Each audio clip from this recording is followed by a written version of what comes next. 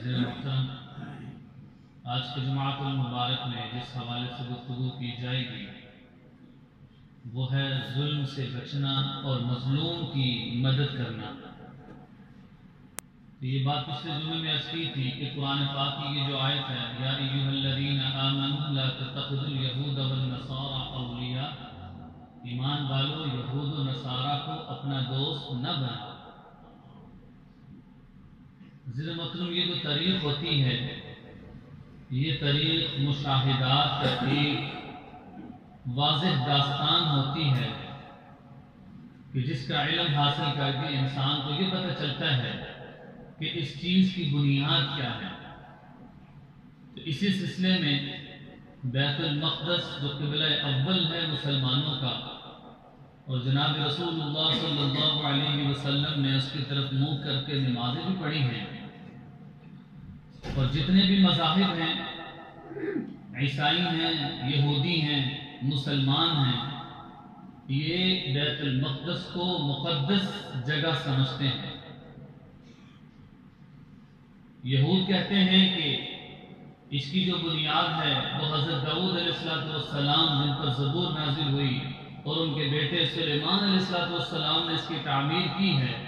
تو وہ اس کی بنیاد سمجھتے ہیں کہ ہماری سب سے مقدس ترین جگہ ہے۔ یہی وجہ ہے کہ جب آپ صلی اللہ علیہ وسلم نے بیت المقدس کی طرف منہ کر کے نمازیں پڑھنا شروع کی تو یہود بے انتہا خوش ہوئے کہ یہ ہمارے قبلے کی طرف ہی منہ کر کے تو نمازیں پڑھ رہے ہیں مسلمان بھی، لیکن اللہ رب العزت کو ان کا خوش ہونا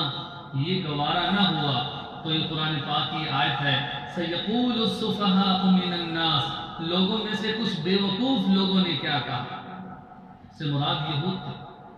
مَا وَلَّاهُمْ عَنْ قِبْلَتِهِمُ الَّتِي، کہ ان کے رب نے ان کا قبلہ ہی بدل دیا جس پر یہ پہلے تھے۔ اس کی وجہ یہ ہے کہ آپ صلی اللہ علیہ وسلم ظہر کی نماز پڑھ رہے تھے، 2 رکعتیں ہوئی تو یہ حکم دیا گیا کہ آپ اپنے رخ کو بیت المقدس سے بیت اللہ کی طرف موڑ لیجئے۔ تو یہ جو مسجد قبلتین ہے یہ اسی نام سے ہے، 2 قبلوں والی مسجد۔ تو آپ صلی اللہ علیہ وسلم نے اپنا چہرہ بیت اللہ کی طرف کر دیا۔ یہ جو عمل تھا یہ یہود کو بڑا شاق گزرا کہ یہ پہلے تو ایک ہی ہمارا قبلہ تھا، اب انہوں نے اپنے رخ کو موڑ لیے ہیں۔ عزیزان محترم، اس کی بنیاد کیا ہوئی؟ حضرت ابراہیم علیہ السلام کے جو 2 بیٹے ہیں، حضرت اسحاق اور حضرت یوسف علیہ السلام، حضرت اسماعیل علیہ السلام اور حضرت اسحاق، ان دونوں کی جو پیدائش ہے وہ نبیوں کی مقدس سرزمین یہ فلسطین پر ہوئی۔ اس کو یہود یروشلم کہتے ہیں، اور قرآن پاک میں اس کو ارض مقدس کہا گیا اس لیے کہ یہ نبیوں کی سرزمین ہے۔ روز اول سے آج تک اس میں جو اختلافات ہیں اس کی بنیادی وجہ یہی ہے کہ مسلمانوں کے لیے بھی یہ انتہائی مقدس جگہ ہے کہ بیت اللہ میں نماز پڑھو 1,00,000 نمازوں کا ثواب ہے۔ مسجد نبی میں نماز ایک پڑھو تو کتنا ثواب ہے؟ 50,000 نمازوں کا، اور بیت المقدس میں نماز پڑھو تو 2,500 نمازوں کا ثواب۔ تو لیکن عزیز محترم، یہ جو سلسلہ چلا آ رہا ہے، اب اسحاق سے جو بیٹے ہوئے وہ حضرت یعقوب علیہ السلام تھے، ان کے 12 بیٹے تھے، ان میں حضرت یوسف علیہ السلام بھی تھے، اور ان کا ایک بیٹا تھا جس کا نام تھا یہودا۔ اس کے آگے 10 بیٹے تھے تو وہ 10 قبیلے بنے، چونکہ اس کا نام یہودا تھا، اور یہ وہی تھا قرآن پاک میں آیا کہ جس نے حضرت یوسف کے بارے میں کہا اقتلوا یوسف کو قتل کر دو، اب اطرحوه ارضا یخل لکم، یہ ایسی جگہ چھوڑ دو کہ جہاں کوئی تلاش ہی نہ کر سکے۔ پھر ایک نے کہا قال قائل منهم لا تقتلوا یوسف والقوه في غیابۃ الجب، ان کو قتل نہ کرو، ان کو کسی کنویں میں ڈال دو۔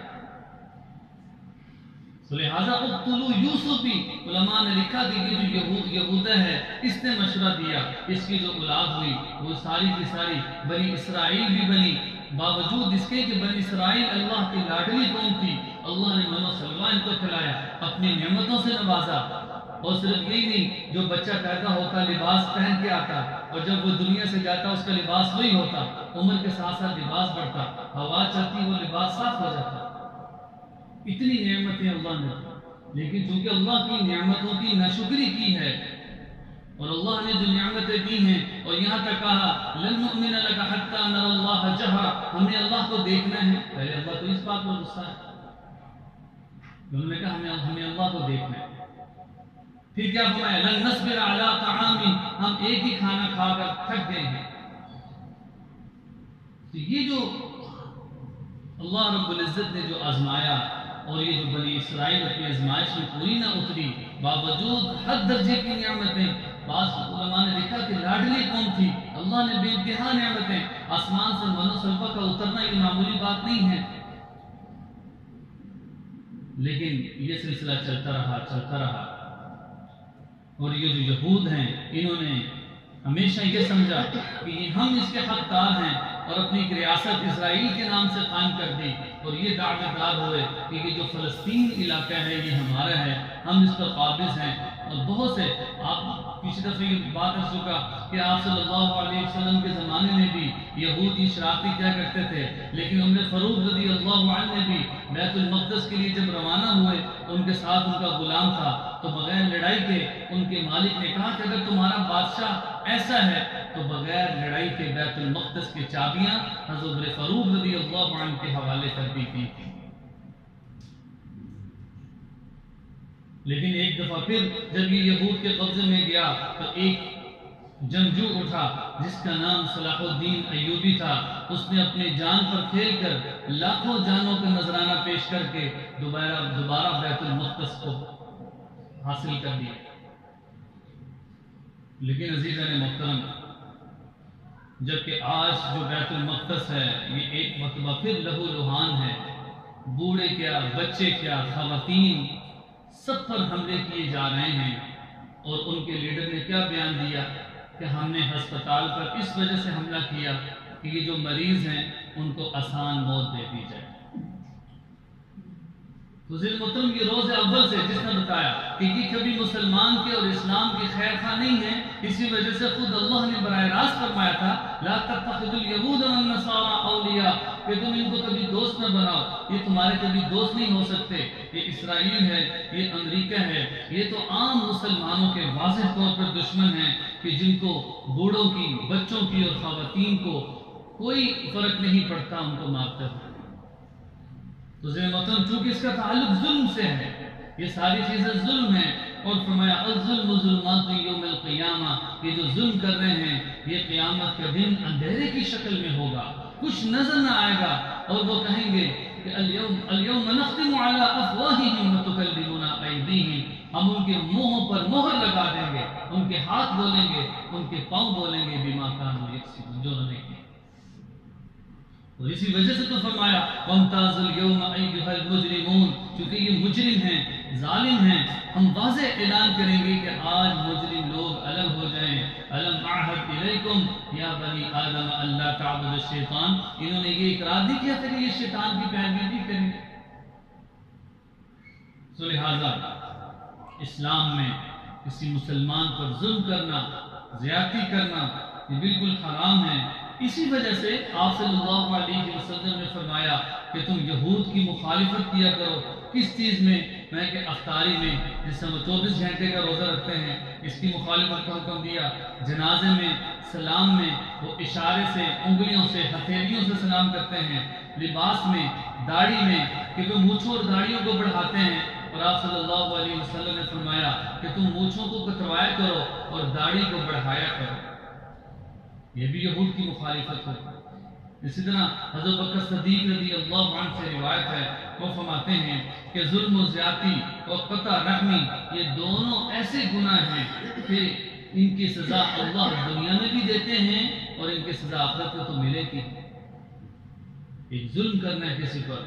اور دوسرا قطع تعلقی، کسی کے ساتھ رشتے کو ختم کرنا ہے. اسی طرح ابو موسیٰ رضی اللہ عنہ سے ایک روایت ہے، وہ فرماتے ہیں کہ اللہ رب العزت ظالم کو مہلت دیتے رہتے ہیں، پھر اس کو ایسا پکڑتے ہیں کہ اس کو نہیں چھوڑتے، نشان عبرت بناتے ہیں. اور پھر قرآن پاک کی یہ آیت نازل ہوئی وَكَذَلِكَ أَخْذُ رَبِّكَ إِذَا أَخَذَ الْقُرَىٰ، جب تمہارے رب نے بستی والوں کی پکڑ کر لی، کیوں؟ وَهِيَ ظَالِمَةٌ، اس بات پر پکڑ ہوئی کہ وہ ظلم و زیادتی کرنے والے تھے، إِنَّ أَخْذَهُ أَلِيمٌ شَدِيدٌ، اور جو اللہ کی جو پکڑ ہے وہ دردناک ہے اور ایسے سخت ہے کہ جس سے چھٹکارا نہیں ہے۔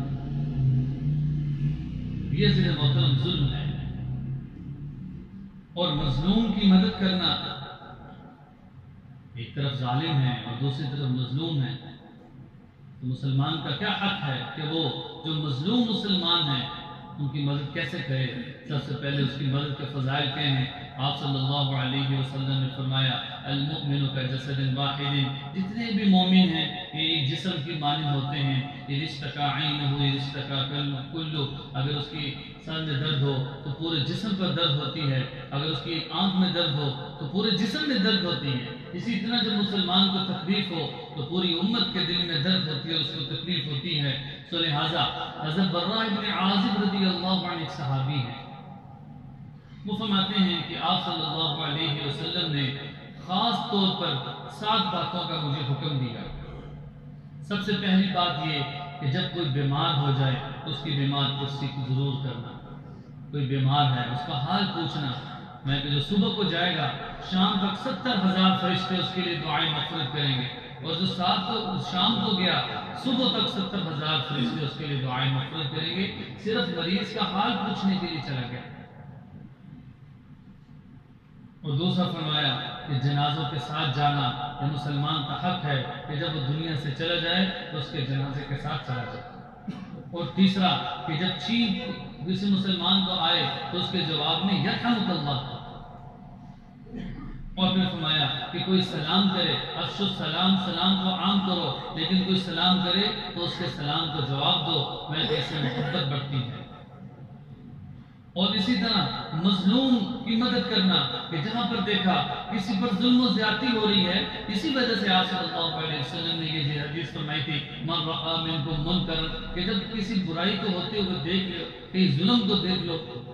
فلیغیرہ بیدہ، اپنے ہاتھ سے اس کو روکو، فإن لم يستطع فبلسانہ، اگر تم ہاتھ سے روکنے کی طاقت نہیں رکھتے تو زبان سے اس کو روک دو، فإن لم يستطع فبلسانہ فإن لم يستطع فبقلبہ، اگر تم زبان سے بھی اس کو منع نہیں کر سکتے تو تم دل میں تو کم از کم اس کو برا سمجھو،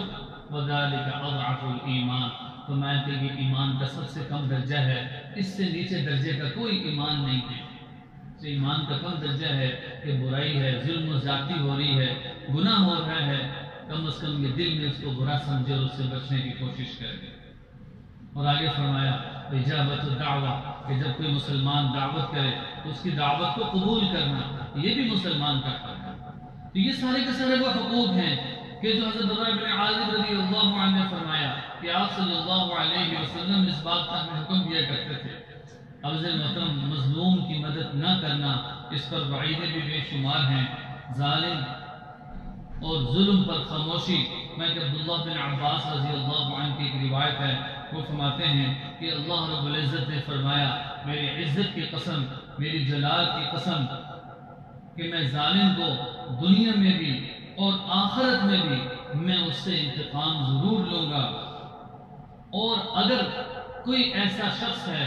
کہ جس نے ظالم کو دیکھ کر اس کو ظلم سے نہ روکا، اور جس نے مظلوم کو دیکھ کر اس کی مدد نہ کی،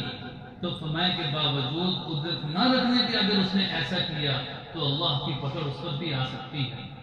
اس لیے اس بات کا جذبہ اور اس بات کا دل میں ہو کہ کم از کم دل کے اندر احساس ہو اور جذبہ ہو۔ عزیزاً محترم، اسی طرح انس رضی اللہ عنہ کی ایک روایت ہے کہ ایک مرتبہ آپ صلی اللہ علیہ وسلم نے فرمایا انصر اخاک ظالما او مظلوما، کہ تم اپنے بھائی کی مدد کرو وہ ظالم ہو یا مظلوم۔ صحابہ نے کہ یا رسول اللہ مظلوم کی تو مدد سمجھ آتی ہے، ظالم کی مدد کیا ہو سکتی ہے؟ تو آپ صلی اللہ علیہ وسلم نے فرمایا کہ مظلوم کی مدد تو یہ ہے کہ اس کو ظلم ہو کے اس کی مدد کرو، ظالم کی مدد یہ ہے کہ اس کو اس کے ظلم کرنے سے روکتے رہو کہ وہ ظلم نہ کرے، اس کو روکتے رہو، مختلف اسباب اور طریقوں سے روکتے رہو کہ وہ ظلم نہ کرے۔ میں کہ آپ سمجھ آئی کہ ظالم کو ظلم سے روکنے کا کیا مطلب ہے۔ تو محترم، آپ صلی اللہ علیہ وسلم کے زمانے میں بھی جب یہود تھے تو آپ صلی اللہ علیہ وسلم نے جب مدینہ ہجرت کی تو مسلمان یہ سمجھتے تھے ہمیں کفار مکہ میں جو تکلیفیں دی جاتی تھی اس سے ہمیں چھٹکارا مل گیا، لیکن جب مدینہ میں آئے تو دیکھا مدینہ میں 3 مشہور قبیلے آباد ہیں یہودیوں کے، اب ان سے لڑنا پڑ گیا۔ ان میں ایک بنو نذیر، بنو قریظہ، بنو قینقاع، یہ 3 مشہور یہود کے قبیلے تھے جو مدینے میں آباد تھے، اور وہ سازشیں کرتے رہتے تھے، یہاں تک کہ جب غزوہ بدر ہوا، غزوہ بدر میں سازش کرنے والے بنو نذیر تھے، اور پھر غزوہ احد ہوا، احد میں جو عبداللہ ابن ابی سلول جو رئیس المنافقین تھا، وہ اپنے ساتھ یہودیوں کو لے